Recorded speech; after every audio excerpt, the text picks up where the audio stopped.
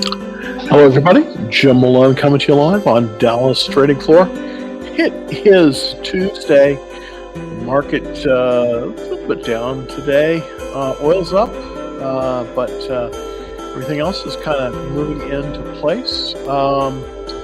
It's a tough market to trade. I mean, we're kind of going sideways here, and it's not going to be as easy as it's been. Nothing has been easy. I'm up on a few things. I did shed some of my holdings, and just kind of show you what I'm up to. Basically, if you're following the ETF strategy, and that's a great strategy, by the way, this will allow you probably to beat most of the hedge funds out there, believe it or not. Basically, this was invented by the Investor Business Daily, but basically, what it does is that when we come into a uptrend, when we come into a confirmed uptrend, like we did the Friday before last, you jump into an index fund. Now, in my case, because the market is so screwy, I jumped into the UPRO, and it's moved up very nicely. But probably the best one to move into probably would be the Spider, but it's definitely been up as we started the upward trend. Now, if we go to a uptrend under pressure, which may happen, then we will sell half of the holdings and then hold half in cash. So, kind of an interesting way to do things here, and definitely worth taking a look at in terms of that. Um, I wanted to show you also kind of what the bulls versus bears are out there. Uh, we're starting to see some of the bulls move up a little bit. The bears are still in charge with 38.5%, but the bulls are at about 30.9%. And of course, where this comes from, of course, is the financial writers out there that will do that. So this is kind of gives you an idea of sort of where everything is indeed coming from. One stock that I have been buying as of late, and if you did see the video that I put out earlier today, that was, of course, ExxonMobil, and it's moved up very nicely. Now, the Brent crude and the WTI have moved down a little bit, but it looks as if we may end up with a windfall profits tax. That's kind of what the White House is signaling. If that were the case, that the last time they did that was under Carter, a long time ago. I actually remember it, believe it or not. I'm an old guy. And it was pretty much of a disaster, but it's looking like they're going to do that again. But what happens basically when the windfall profit comes into play? Typically, the large integrated oil companies tend to go up. I did purchase. Again, I have three full positions in Exxon, and I also have been starting a position in BP. So that might be of interest to you right now. It's kind of tough. I mean, there's just not a lot out there to buy, but there is one that did come on my radar screen. It's BJ's, and this is a wholesaler, kind of like Sam's Club, if you're familiar with that, or possibly Costco. But it's doing better than both of those. It is interesting because right now it has a 79.79 buy point. It's just right below that. So this one may benefit from inflation, as they typically will resell other people's products. So this one may benefit from that kind of situation here, where they may be reselling some of the other stores that aren't doing as well. And but anyways, it's called BJ's Wholesale and Club, and its symbols BJ's, right at a buy point, and with a cup formation. So also, it's a 97 on relative strength, so it's in the top 3% of all the stocks that are currently, and it's near a buy point. So that kind of is a good situation when it comes to that. Just wanted to show you kind of the current holdings that I have out there. Uh, Pretty standard. Of course, I've been talking about ExxonMobil really for about the last 2 weeks. I've had it for about 20 days. It's up again today at 111.91, with about a 1% increase in terms of price. Volume's down a little bit, but just very, very slightly at 1% down. So that's looking good. AMSL, this one has not doing as well as I'd like it to. This, of course, is a very interesting company in that it's a Dutch company, and they make the chip making equipment that makes most of the very most high tech chips in the world. So, not a very well known company, but a very critical company in terms of chip production, especially in the 5 micron range. So, AMSL is up today. I'm still a little bit low down on this one. My average price on this one for buying was about 491. So I haven't abandoned the stock yet, obviously, but I am still, waiting for it to move. This is kind of volatile because really the most action of AMSL is on the Amsterdam exchange, of course. So by the time the New York market opens up for the ADRs, American Depository Receipts, we kind of see it after it's been open in Europe. So kind of interesting stock there. Also, the Pro shares, UPRO, this is one of the ones that I've been using sort of as a proxy for the market instead of using the Spider or the QQQ. This time when we went to a confirmed uptrend, I was buying the UPRO. And that's done very well. It's about 5% in 5%. So it's looking pretty good in about a week. So that's looking fairly good. The XLE, of course, it's up as well. Now the XLE is primarily, this is the Energy Select Spider ETF. The Energy Select Spider typically is mostly Chevron and Exxon. So if you have one of those two, you probably don't need this one, the XLE, but I did buy that as well. Again, as you can see, my weighting is very heavily towards the large integrated oil companies. I did buy a full position in BP today. It came up through a very nice buy point. Currently, the price of BP, when this slide was taken, 33.20, down just slightly, but still pretty good.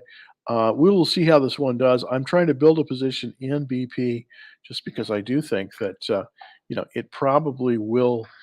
It would probably fare pretty well in this kind of interest rate environment. The interest rates are up, and the value the price of the Brent crude is the oil is up about $2 a barrel today. So that's kind of been the take on it. And let's get into some of your questions. Absolutely, thank you. All right, let's look at. I'm looking here.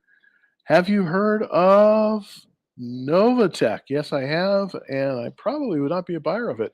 I did, by the way, everybody. I sold my position in EI Lilly and this is one of the things, if you're not up 10%, when you're coming into earnings, it's sort of a good idea to look at possibly selling. That's what I did with EI Lilly, and let's just take a look at that. And this is kind of the strategy that I employ. It's a very standard strategy. Again, if I'm not typically up 10%, I'm going to be a seller in something. And you can see how we came through earnings here on EI Lilly. Let's put that up for everybody on TikTok. There we go. Beautiful. All right. So basically, we were up after hours. But here's the thing, and this is one of the reasons why I always caution people for coming into earnings, consider selling.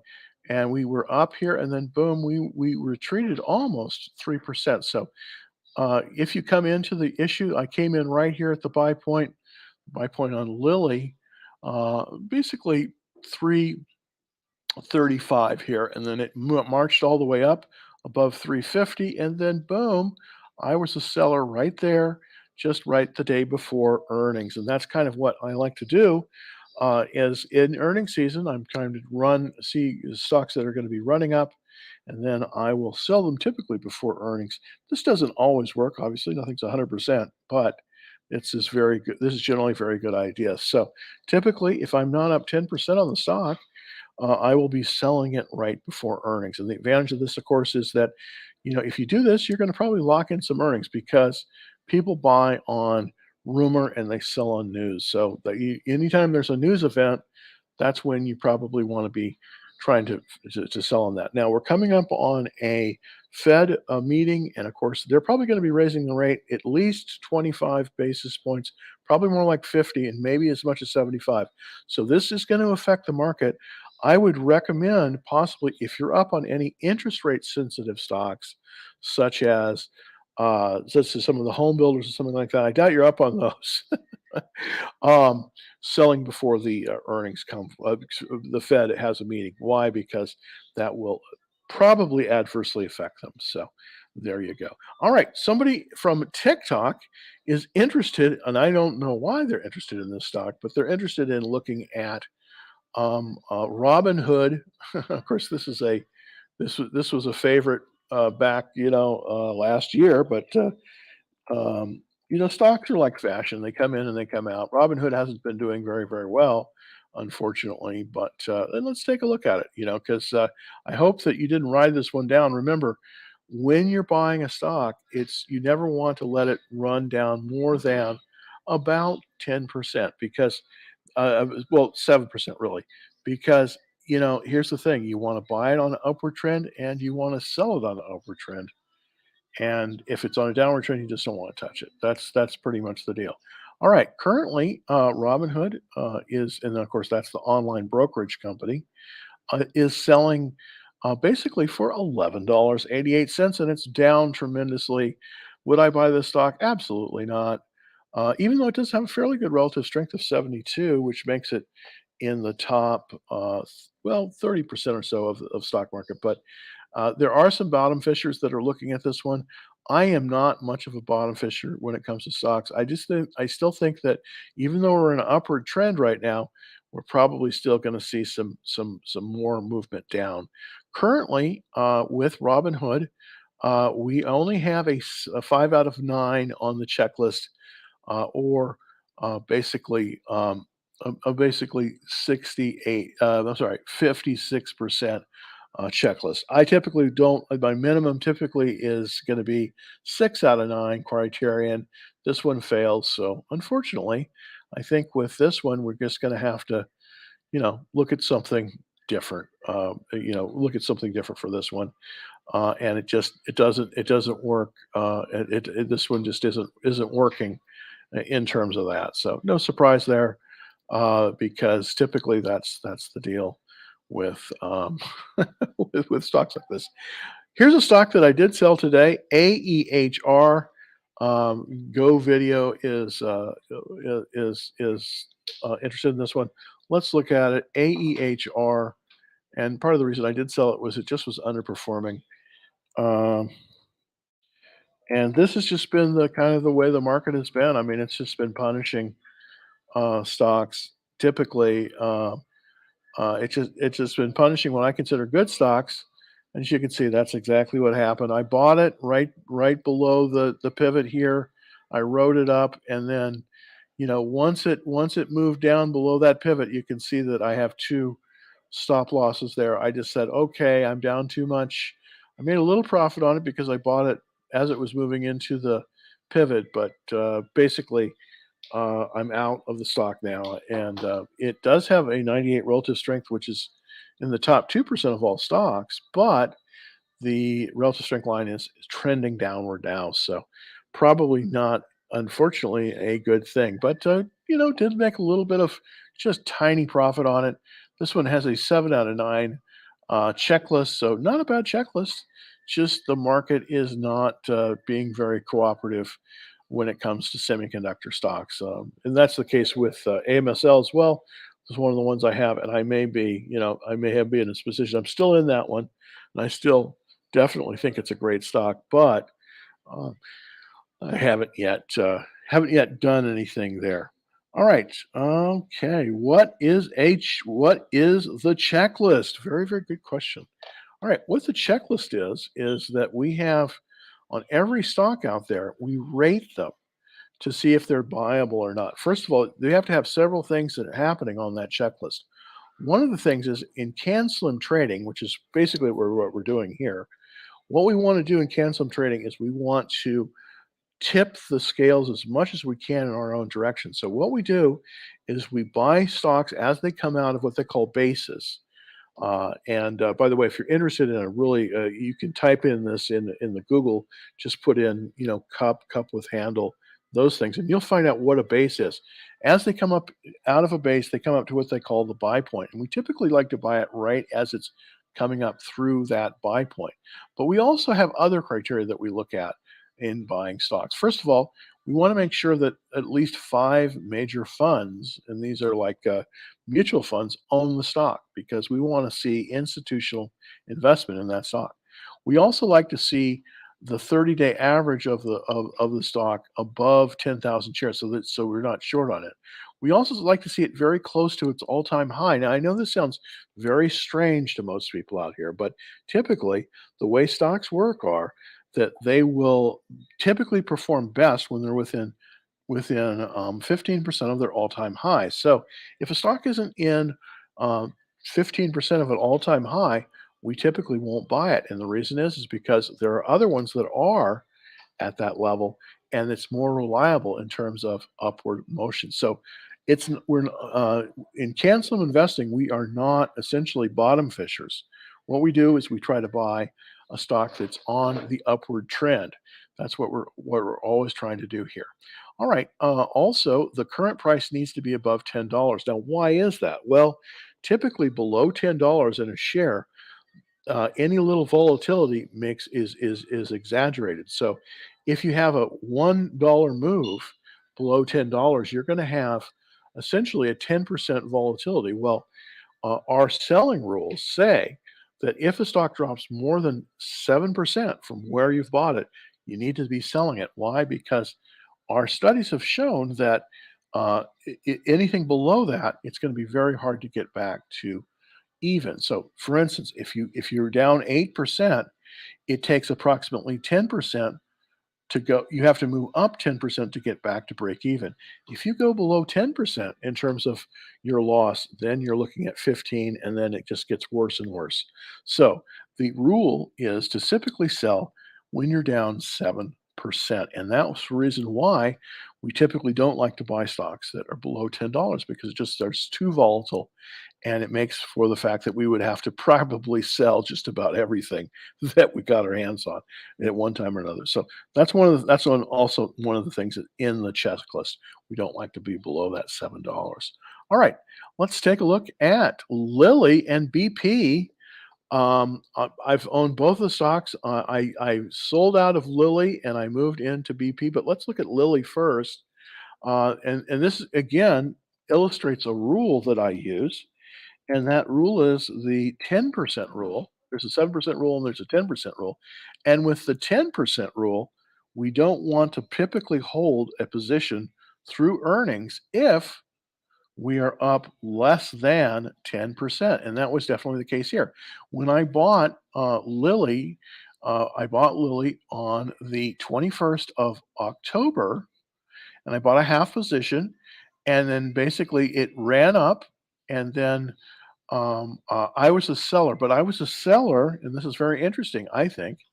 I was a seller right here because that was the day before its earnings. Its earnings were here, and as you can see, on its earnings day, it dropped, and it dropped almost 5%. So by using the 10% rule, which is if we are not up at least 10% before earnings, it's a good time to sell. Now, let's take a look at what we had happening in Lilly. We had some very good earnings, by the way, from Lilly, but this is the interesting thing about the stock market is, remember, it's sell on rumor. It's buy on rumor, sell on fact. So it's a very interesting. It's very interesting. There, let's see if we can go back to trying to get back to my there we go. Okay, I'm back here trying to show everyone sort of what the deal is for Sarah here. I may have it covered up with this a little bit, but here's the thing.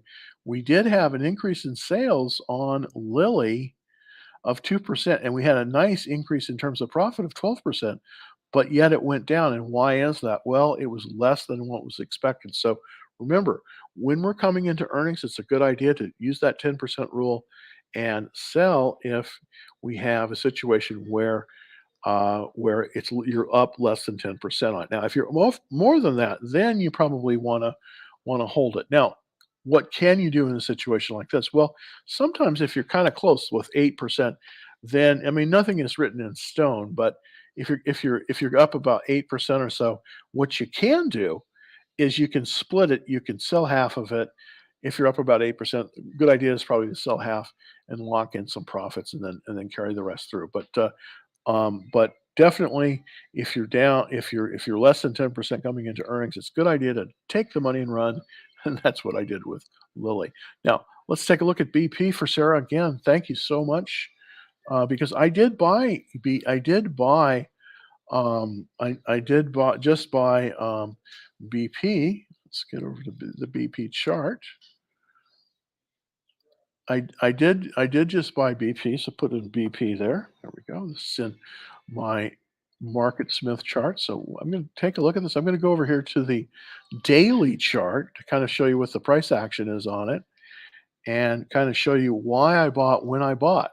Now you can see here, I 11.1. I did purchase a position at 33.38. Now, I'm down a little bit after hours because the we closed at 33.20.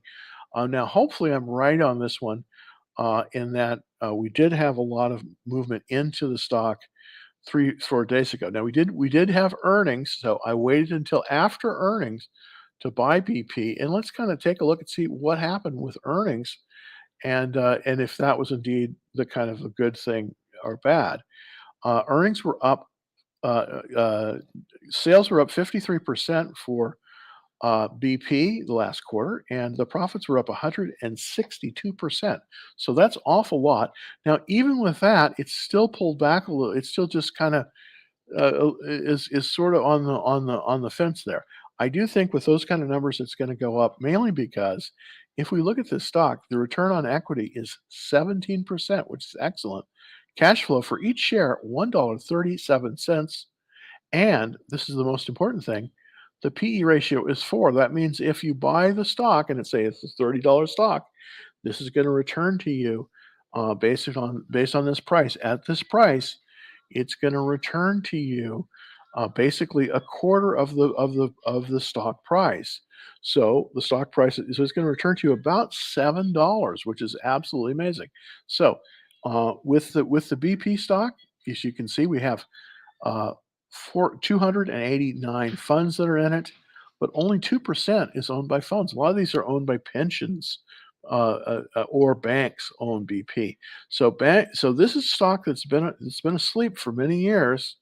And normally I wouldn't be a buyer, and if we weren't in a high interest rate environment, I probably would not be as interested in this stock as I am now. But in a high interest rate environment, oil, and especially oil refining, typically does very, very well.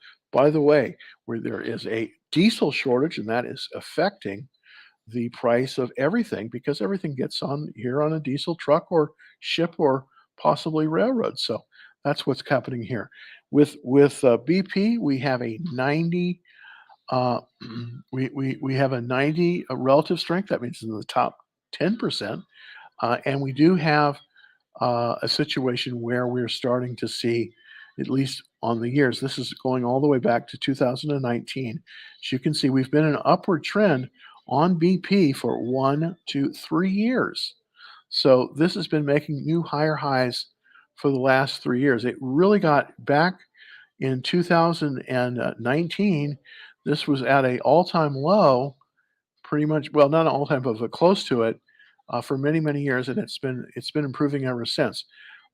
The thing about oil stocks, especially the big integrated ones, they typically run with the inflation. So high inflation typically equals high uh, a high cost of integrated oil stocks, and they typically are having a good dividends during that time. We're coming up right to a cup with handle formation. This is what I'm talking about with a buying formation. So let's look at the daily chart just to kind of look at it and see what I'm talking about. Yeah, there we go. This is the cup. This is the handle, and as you can see, the handle's moved down, and now it's starting to make its move upwards. So this one possibly, don't again. These are just charts, and I did buy this one myself. So I did buy a full position. This is in the buy zone. The buy zone is really from about here at about 32 on up to about 35. So we're right in that buy zone. I think you could buy this one here, and I think you'd be pretty satisfied because I think coming into the end of the year, I think we're likely to move higher on this one. I definitely to 34 and probably to maybe 40 on this one, but that's significant considering how how low price a stock BP is. So thank you very, very much for that question, sir. I really appreciate it. Hi, Jim. Thoughts on Uber? Wow, I wish I had better news on Uber. I just don't think with Uber it's going to be a good story. But let's take a look at it. URBR. The problem with Uber is we are out of the I'm sorry, UBER. We're out of the period of time in which companies that don't make a profit probably will have a probably be moving up anymore. Here's the situation with Uber. We closed at 29.75. That and then we're down a little bit after hours. They did come through earnings, and I think that let's take a look at the earnings. This is going to be key for them to see if they have positive earnings. I'm not sure on them because they were a money loser, and now I think they may have gone profitable. Yeah, they have. No, I'm sorry, they're still money losing. Excuse me. Their sales were up.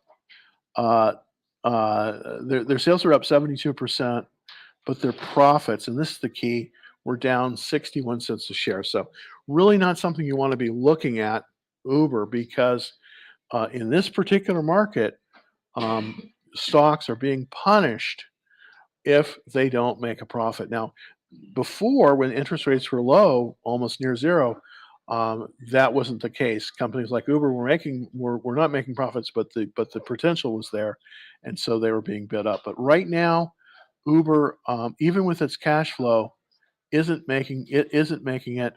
I suspect there's going to be a lot of people that want to sell this. There's going to be shorting of this stock. Why? Because people are just going to eventually bail out.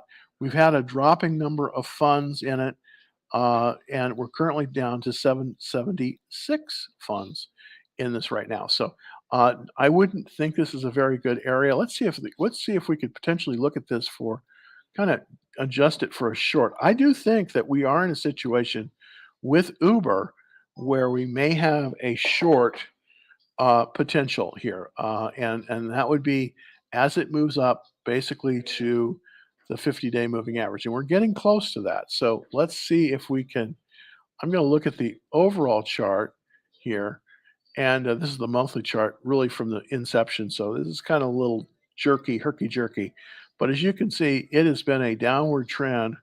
Really, it was up initially up through 2018 to 2020, but then it's just been a downward trend all the way since. So we have a 53 relative strength. I do think that this is setting up for a potential short. Um, Now, here's the thing about shorting. Oops, is that when you do short, you have to be very careful and have a stop loss in there because shorts can unwind very, very, very quickly. Now, there's not a whole lot of meat left on the bone at $29, but I definitely think this one could easily move down to the $10 to $15 ratio. Now, I realize a lot of people do like this one, but if I was going to go long on this one, first of all, I wouldn't go long on Uber. I just don't think it's there. And I also think that you got to be super careful when it comes to even shorting it. So it's kind of a tough one. I probably would not be. I probably would not be neither short nor long on this one, but it does look like if it does rally a little bit here, it possibly is setting up for a short. But again, don't recommend it at this moment. All right, let's take a look at Go Figure and the XLE. The XLE, everybody, that is the Energy Select Spider, and what that is that's a so let's look at XLE and make sure that I have everything set up there so we can see it. All right. So this is the XLE, and with the XLE, I am in the XLE. As you can see from this chart, hopefully we can get that chart in there. There we go. Okay, there's the chart. All right, the buy point on this XLE is right up here at uh, is right up here at 93.31. We're currently at 90, so I am a little bit below that. I started acquiring the XLE basically right about here. I need to annotate this one a little bit better, but we have been moving up. Now, you definitely can buy this. I do think now here's the difference between a regular stock and an ETF. ETF does not have a earnings, so So we don't have to worry about that. We don't have to worry about buying it into earnings or anything like that. We don't have that problem. Right now, the XLE has a 96 relative strength. Now, the XLE is mostly Exxon and Chevron, but I do think it's quite a good stock, and I think it's definitely viable at this level. So that's my take on it. I do think that coming into the midterm election, we're likely to get more. We're likely to get more pressure on the oil market. It's probably likely to go higher. And again, there is the situation with diesel fuel as well. So that's another thing that we definitely can look at there. So I definitely think we're good to go with the XLE. So thank you for that. Go video chart is not up. Oh, I'm sorry about that. Sometimes I get these wrong. Apologize on these because I'm trying to. Hopefully it's done there now. Jim, I'm 100% in cash just before the Fed meeting. You know what? That's not a bad place to be before the Fed meeting. I do think um, I do think that we're going to see some action on the I do think we're going to see some action on some of the oil stocks, but I think that you're best to stay in cash right now until the meeting and then go forward. But I do think that we're likely to see a bump in some of the things like the XLE. So that's what I think. But I think you're wise to be to be there. All right, AMD. This is of course um, this is Advanced Micros Devices. They're down a little bit after hours. Let's take a look at AMD chart today. AMD. And I'm going to look at the 60-minute chart here for AMD. Well, let's first of all look at the daily chart. Here we go with the daily chart, and we are trending down. But if we look at the 10-minute chart, we're going to see that all day it's been trending down, but there was a buy at the last minute. So here's the thing: there's been problems, unfortunately, in the chips. I had to sell out of AHAR today, and I have not been trading AMD. Trading AMD is a great stock, but this right now the cycle just is not as good for some of these semiconductor stocks. So I'm out of the semis right now. The checklist on AMD is 5 out of 9, which is pretty good, but it's not great. And right now, I just think you got to be super careful in this market. It's a tough market to trade. So I would be out of I would be out of AMD at least for right now. I just think it's too difficult to trade it as we speak. All right, let's see if we can take another question from what is this crypto? No, no, these are stocks. These are actual stocks. Uh, Target. Let's look at Target TGT. Um, Target. Uh, um, let's look at that right now. Let's look at for so GT. Um, all right, here we go. This is Target, and of course, everybody knows about Target. I think BJ's is the better stock if we're looking at retail. And I'm not totally against retail. I'm currently not in any retail names. I'm only in oil and gas and semiconductor equipment manufacturers. That's all I'm in currently. But right now, Target it's in a downward trend, but it's above the 50-day moving average. Would I buy it here? Well, its earnings are coming right up in 15 days. I think I would stay out of Target here. But what we could possibly do is go into BJ's. So let's look at BJ's uh, just real quick here, and we see if we can find anything there. So let me go over here um, to BJ's and compare it against Target. So what I'm going to do is I'm going to put up the chart for Target, and I'm going to compare it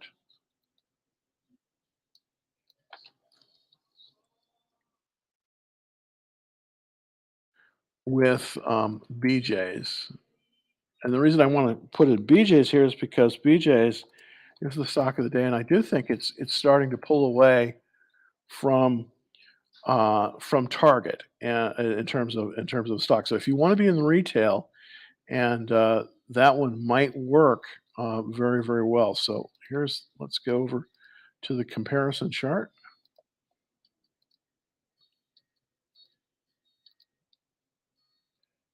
Uh-oh, doesn't seem to want to show it.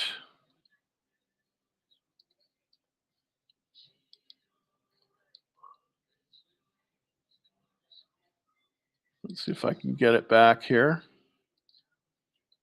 There we go.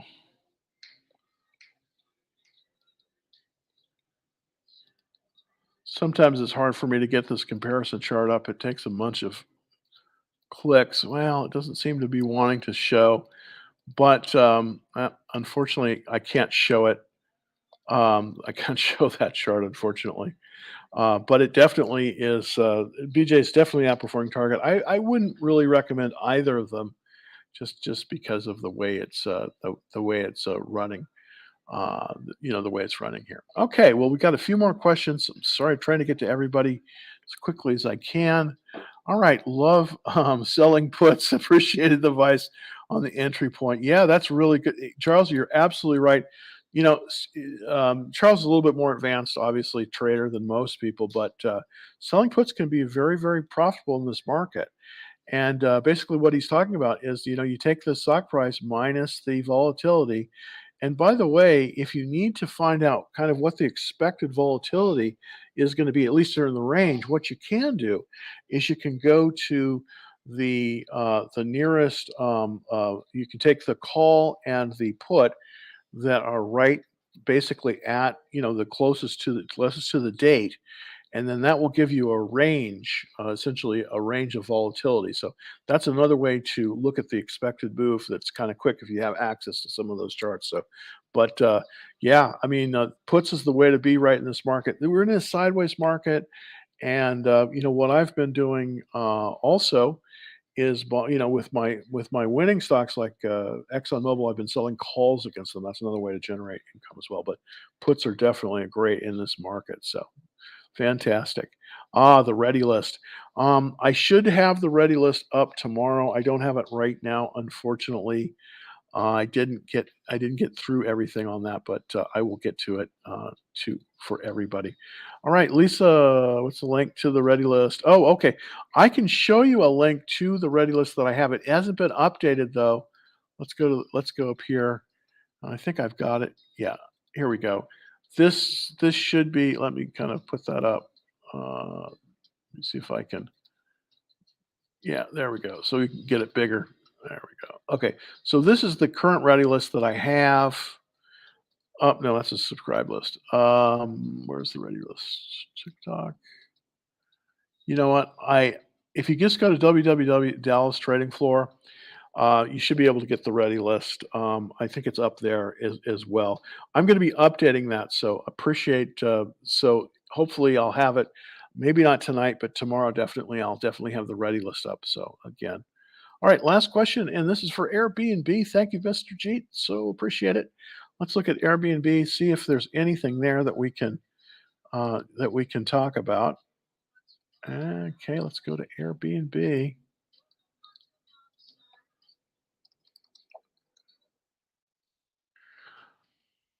And let's go put that up on the screen for everybody.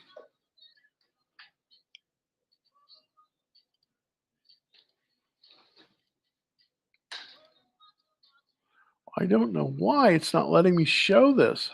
This is very frustrating here, but it's not letting me show.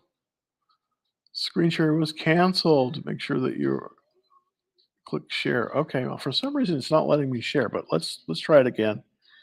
Share screen, share screen, share screen. Why it's not letting me do it? Okay, well, all right. Here's what I can do. Uh, it's not letting me share the screen. For some reason, I'm having some technical issues here with this. I cannot share the Airbnb screen, but I'll just go through it um, just manually, and we'll do that here.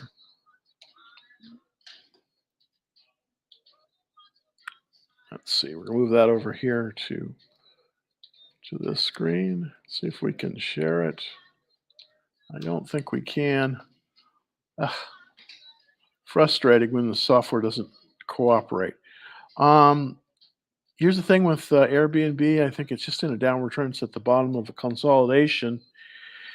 So I think it may be a good short though. Because we've still got some juice left in it. It's 101, and it was former high was 202. So there's 50% juice left in this one. This could be a potentially good short. We just came through earnings, so we're safe there. I think this is going to trend lower. Yeah, I just think this is going to trend lower, even though they did have a nice bump there. I think it's going to trend lower in this kind of market, and I think that there's going to be a lot more competition. So yeah, I think you could possibly put this on the short list because this one might work very very well for that. All right, everybody. Let's see, Jim. Should I use credit put vertical for better protection?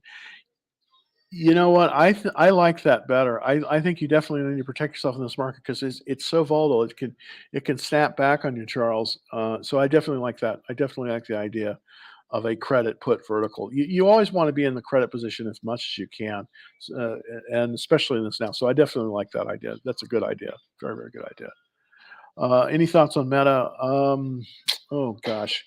On Meta, I think you just gotta be out of the stock. It's just too hard to trade right now.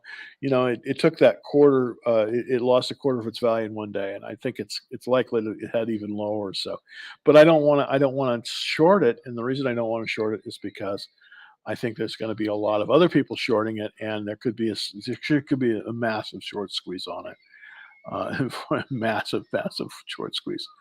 All right. Well, thank you so much. I didn't get to everybody today. I'm going to try to get up the ready list for everyone. By the way, if you're not already a member of, and I say this every time, but I do appreciate everybody liking the show. It really helps me out.